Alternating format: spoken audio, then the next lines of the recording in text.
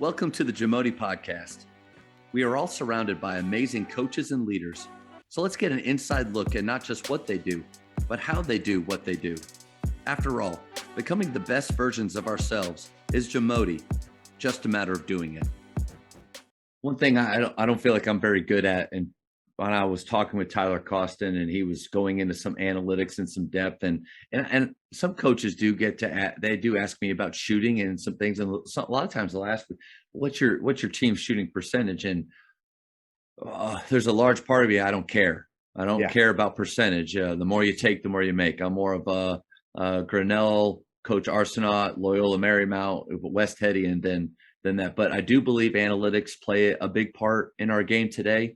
But I'm just not very good at knowing what analytics I should be paying attention to, how to incorporate that and get my teams better. So my question to you is, what role do you think analytics play in coaching today? Yeah, that's a really good question. I think the larger a role it can play with our teams, the more efficient we can be. And I think as coach, you need to set aside sometimes winning and losing. Because just like John Wooden said, there's games that we're going to play great in and we're going to lose, and we need to be okay with that.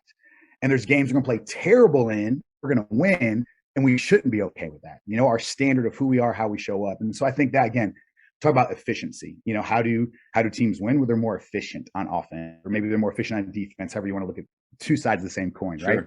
Right? But for me with analytics, you know, I believe that as coaches, the more that we can introduce those things to our players, and coaching will always be subjective, right? Always. There's going to be a part of it that's always subjective.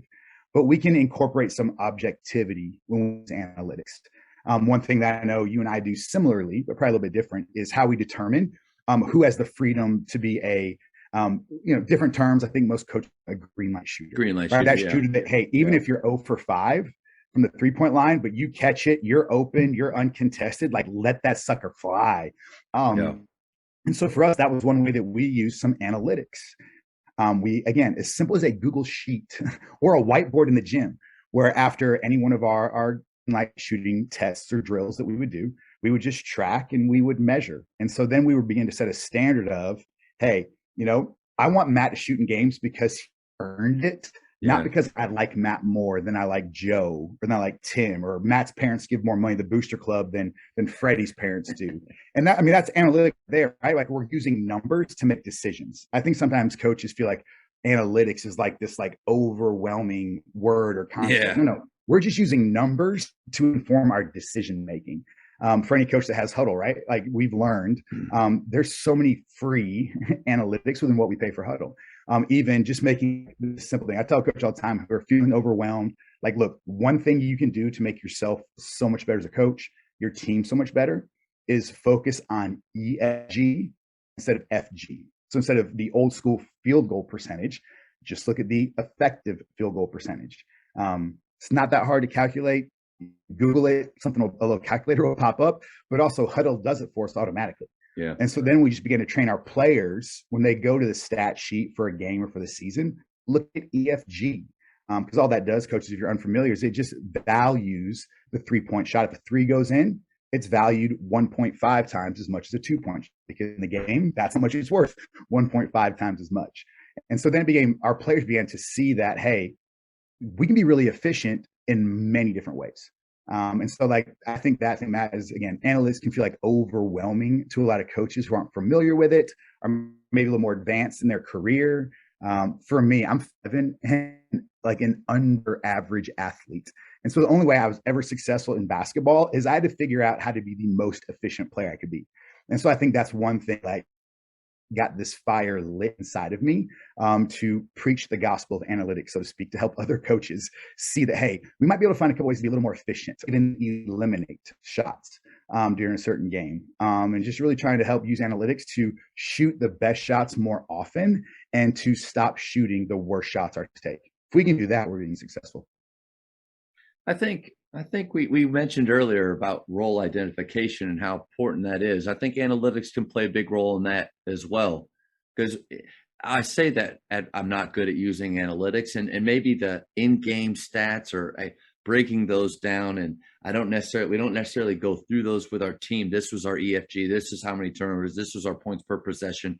I don't necessarily do that. I think it's important for coaches that we do know those numbers and really evaluate, because what we think we see may be actually different than what's actually happening. But then, with shooting, using analytics, it's not just, what Huddle does or those are based on our stats from games.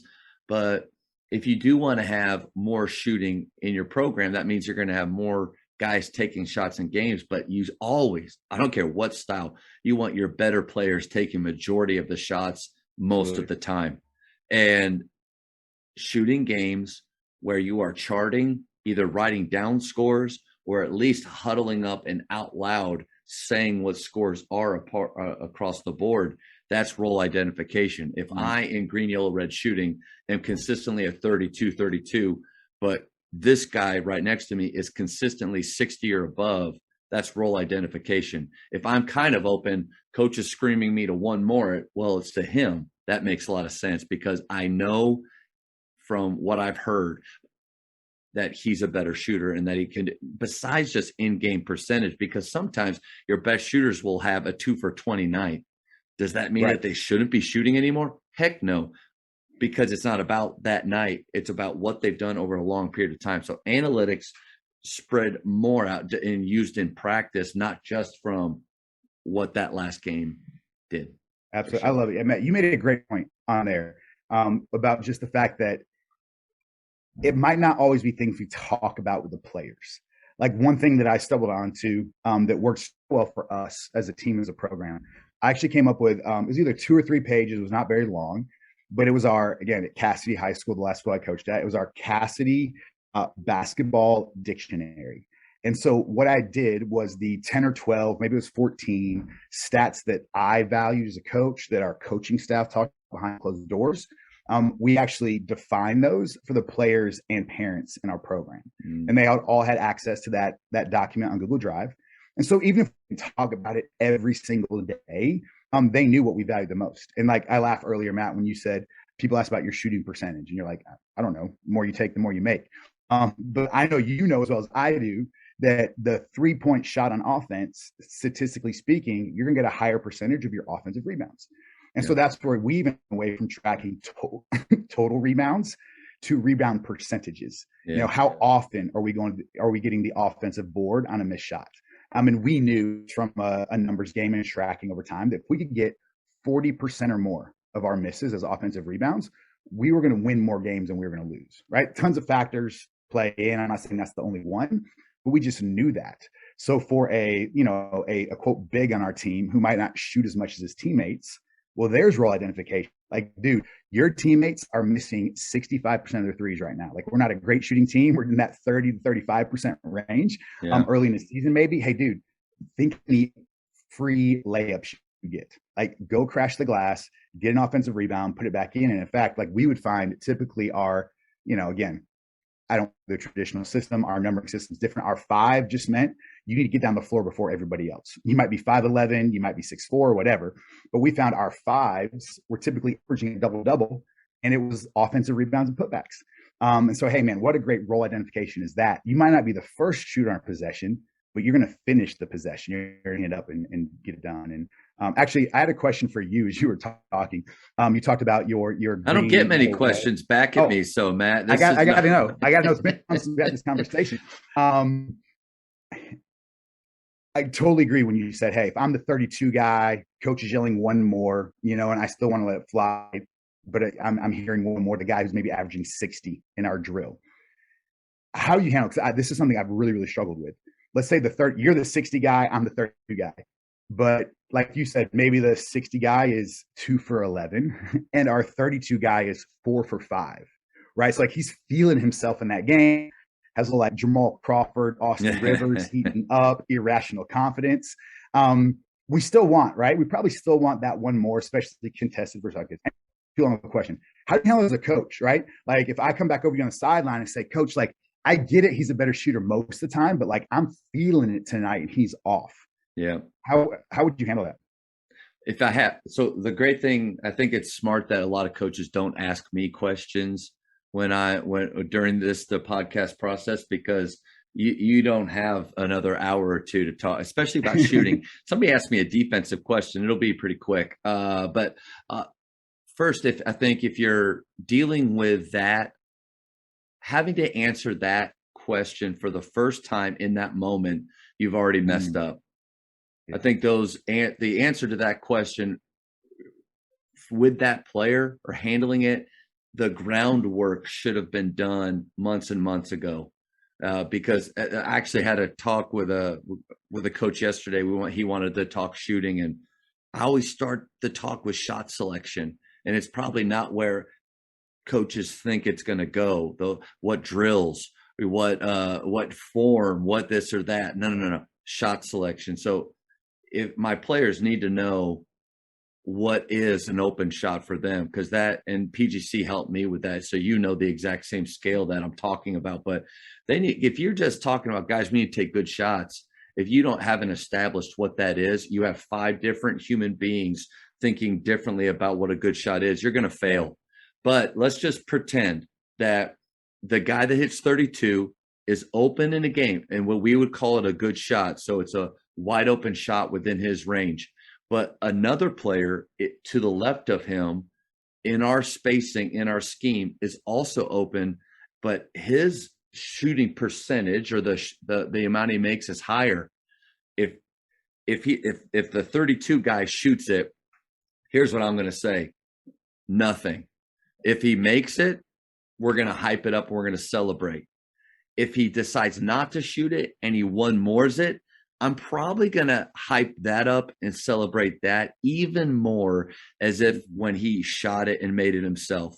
If he shoots it and it's a 7, which is a wide open jump shot within his range, and he misses it, because I want to protect his confidence, and because our style of play is we will take the first 7 as fast as possible, I'm not going to erode his confidence or get into his thinking, even though there's a possible one more right there. Now, if it's not a 7 for him, let's say it's a 6, it's a contested jump shot, or he hasn't demonstrated in practice that that's a 7 for him, and he doesn't one more it, instead of subbing him out, getting on to him, what I'm going to say is, hey, I want you to shoot that thing with confidence again, but be prepared and see those one mores, because a guy next to you, and I'll go through that. There's no emotion involved with it. I'm not going to say, little Timmy, you suck, don't shoot, pass that ball off. But I do think that groundwork has to be done. Almost, I want the players, after they shoot, to already know what I think about the shot they took. Not wonder, but already know, you know what? If I look over at Coach Saman right now, he's probably not going to like what I just did. I want them to know that, even though I probably will surprise them with how much, I think, grace and love that you show. Because if you really want a culture of shooting, then there has to be this freedom that if I'm open, and we've already defined what that is, I have the freedom to shoot that. But then, because they probably know they'll get celebrated even more, because we love one mores. I love, you said the ball is energy. Yeah. In our flow, we want that ball to be moving, and it's going to find the right place. When we make that, I'm going to probably get even more positive attention from that decision. So that long answer, and which is why people don't probably ask me questions back, but love that. I love it. Like, it's the foundation, right? Like the thing that just, when you said it, like, if that's the first time you're having a conversation, you've messed up as a coach. It's not the player's fault. It's our fault, because we have not set that foundation, that groundwork. And that was so good. Appreciate sharing that. I think it comes down to your skill work too. Like, you have to have things, not just individually they're doing with the ball where they score, but there are times when you're actually working on those actions and the things that, and that's what I thought too, when you said, like, you were mentioning offensive rebounding. How many times have I thought, or do coaches think that, man, I hope we offensive rebound well tonight? If you're basing your game off of hope, whether you're a player or you're a coach, I think you're in trouble.